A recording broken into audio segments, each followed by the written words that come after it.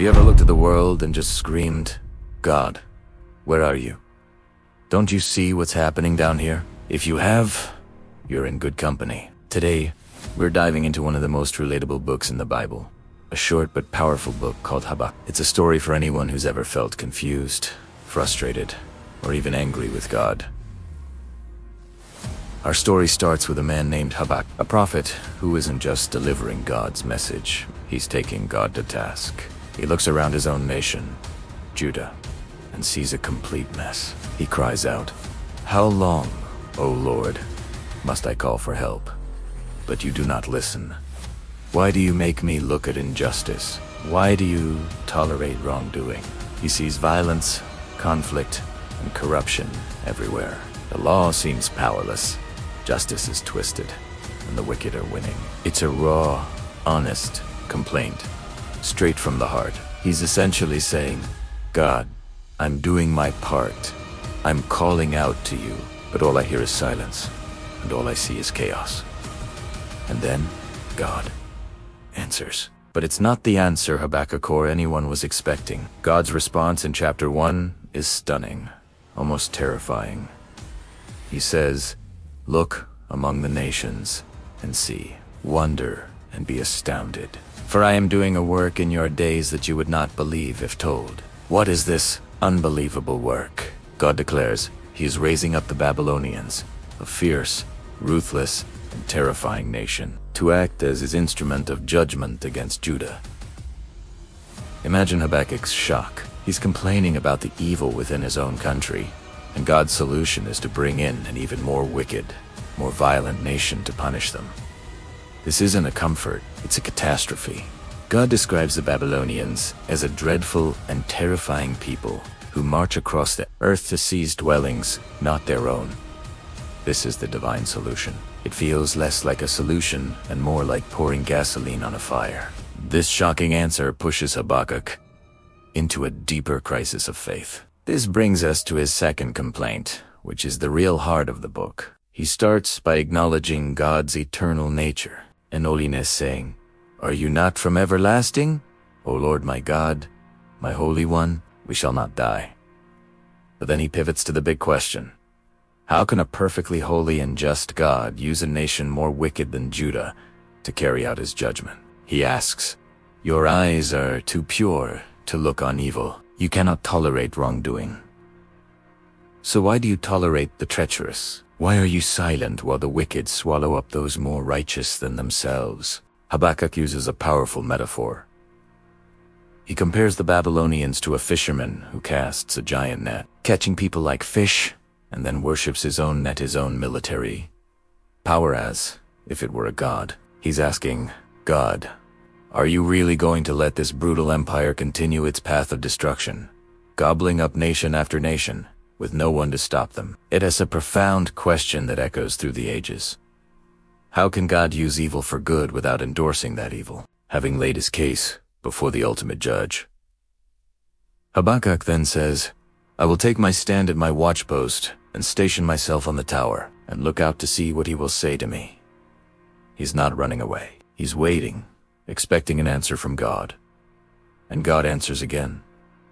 This is the climax of the entire book. God tells Habakkuk, "Write the vision, make it plain on tablets, so he may run who reads it. For still the vision awaits its appointed time. It hastens to the end, it will not lie. If it seems slow, wait for it. It will surely come. It will not delay." God is saying. What I'm about to tell you is so important. Write it down. It's a promise, and it has a guaranteed timetable, even if it feels slow to you. Then comes the most famous verse in the entire book, a verse quoted multiple times in the New Testament. "Behold, his soul is puffed up. It is not upright within him, but the righteous shall live by his faith." This single sentence contains God's entire answer. The first part refers to the proud, arrogant Babylonians. God is saying their pride is their downfall. They are already judged. In fact, the rest of chapter 2 is a series of woes against them. Woe to the one who builds his empire on plunder, who uses violence, who makes his neighbor drunk, who worships idols. Their judgment is certain. But the second part of that verse is the key for Habakkuk and for us.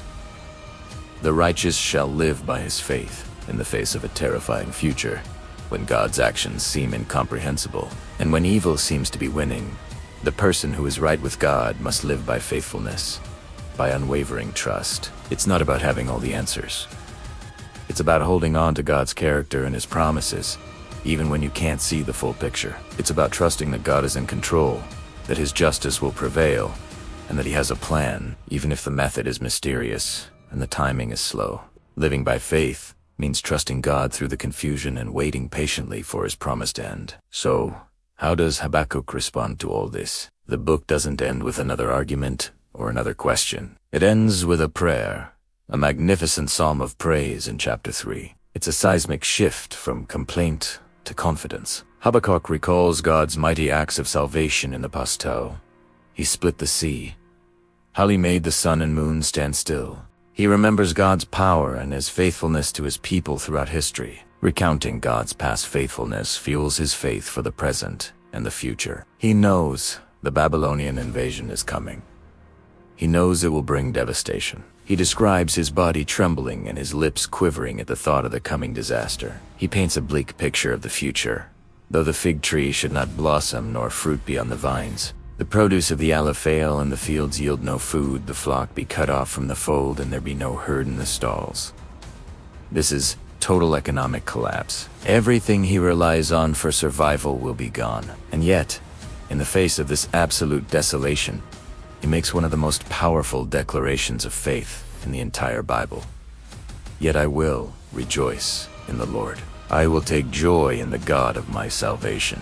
God, the Lord, is my strength. He makes my feet like the deer's. He makes me tread on my high places. He has moved from demanding answers to declaring his trust. His joy is no longer dependent on his circumstances, on fig trees or flocks, but on his God. He has found his strength not in understanding God's plan, but in knowing God himself. That is the journey of Habakkuk. From a place of honest doubt to a place of defiant joy. So, if you're in a season of asking why, God, the book of Habakkuk shows us that it's okay to ask the hard questions. God can handle our doubts and our frustrations, but it also challenges us to wait for his answer, to trust in his character, and to ultimately place our faith not in our ability to understand, but in his unfailing power and love. That's how the righteous live by faith. Thanks so much for watching. If this story resonated with you, please hit that like button and subscribe for more deep dives into the stories that shape our faith. See you in the next video.